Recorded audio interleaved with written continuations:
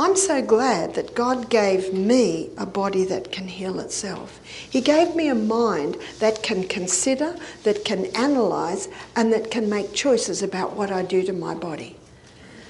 And a lot of people have been deceived, and a lot of people are ignorant about these basic ways of healing.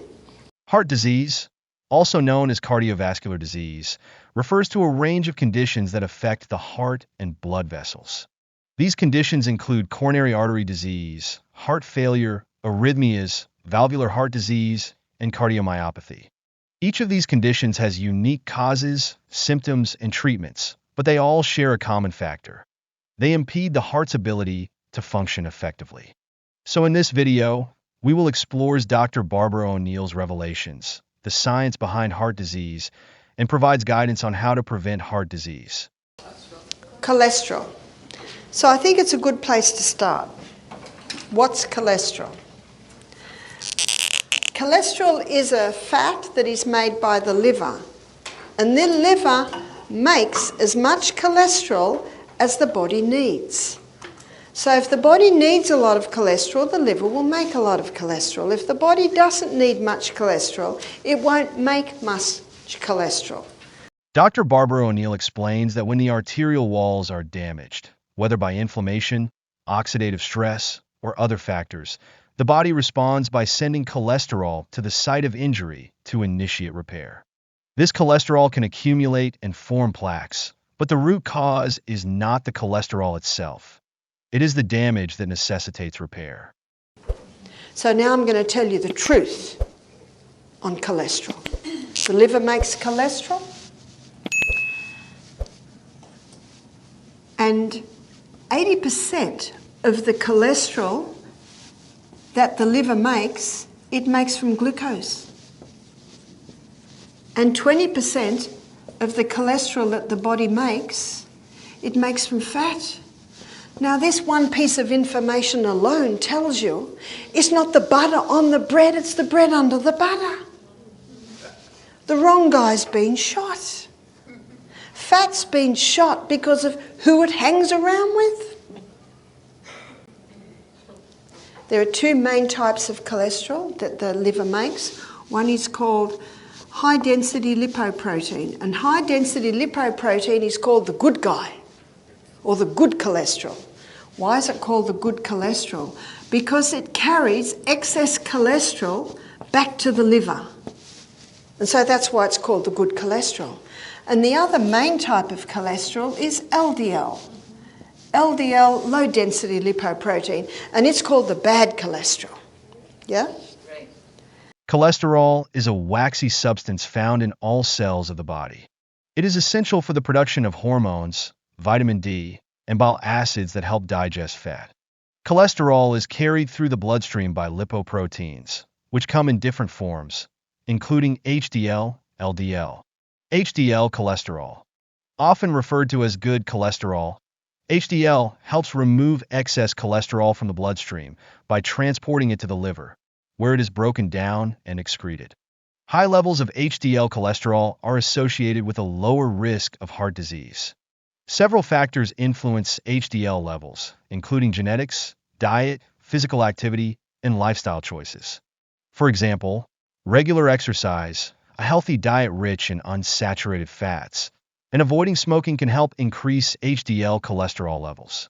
LDL cholesterol, known as bad cholesterol, is a major contributor to the development of heart disease. But the body doesn't make anything bad. It doesn't make anything bad. So why is it called the bad cholesterol? Well, first of all, let me show you what its role is in the body. LDL cholesterol is the repairer and the rebuilder. So whenever there's repair or rebuilding to be done, where will you find LDL? You'll find it there. But LDL does something else. It delivers cholesterol to the brain, and the brain loves cholesterol. Because the brain is the fattiest organ in the body. When LDL particles accumulate in the blood, they can penetrate the arterial walls and deposit cholesterol, leading to the formation of plaques. These plaques can narrow the arteries, reduce blood flow, and increase the risk of heart attacks and strokes. Several factors can raise LDL cholesterol levels, including a diet high in saturated fats and trans fats, lack of physical activity, smoking, and genetic predisposition. Managing LDL cholesterol is crucial for reducing the risk of heart disease. Number one killer in the world today is heart disease. So are the authorities doing anything to do about this? Yes. Unfortunately, there's no vaccine for it, they think. Well, there never will be a vaccine for it. So what are they doing? Well, number one, from about the 1980s, 70s, 80s, they put everyone on a fat-free diet, fat-free, low fat, told everyone to stop eating butter and start eating margarine. Has that reduced heart disease? No. Not at all. Not at all. So we've got to think of something else. Cholesterol-lowering medication. We'll put everyone over the age of 50 on cholesterol-lowering meds. Has that helped? Not at all. In fact, if anything, what it has done, it has increased dementia and Alzheimer's. In Australia, 1,700 new cases of Alzheimer's is being diagnosed every week. Cholesterol metabolism involves the liver, which produces cholesterol and helps remove it from the body. The balance between cholesterol production, dietary intake, and elimination determines cholesterol levels in the blood.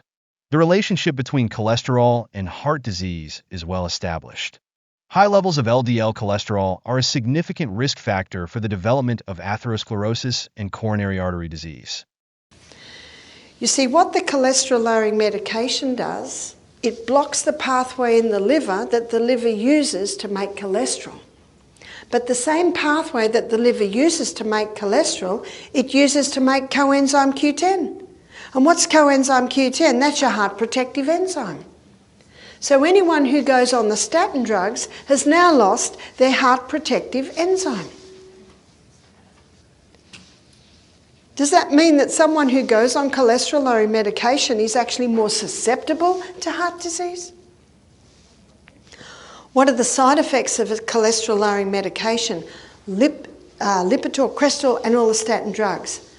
Dementia, Alzheimer's, memory loss, muscle wasting, and they've just added another one, and that's breast cancer, because our sex hormones are made from cholesterol.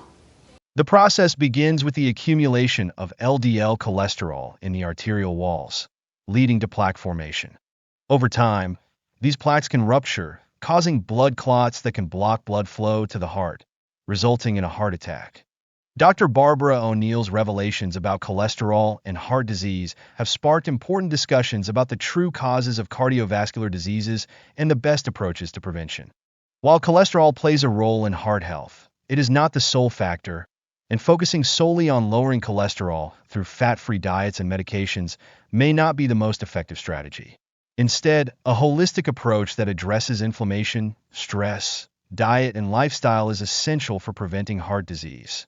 By adopting an anti-inflammatory diet, managing stress, exercising regularly, and working with healthcare professionals, individuals can take proactive steps to protect their heart health and reduce their risk of cardiovascular diseases. If you found this video helpful, give it a thumbs up, share it with your friends and family, and don't forget to subscribe for more health tips and information.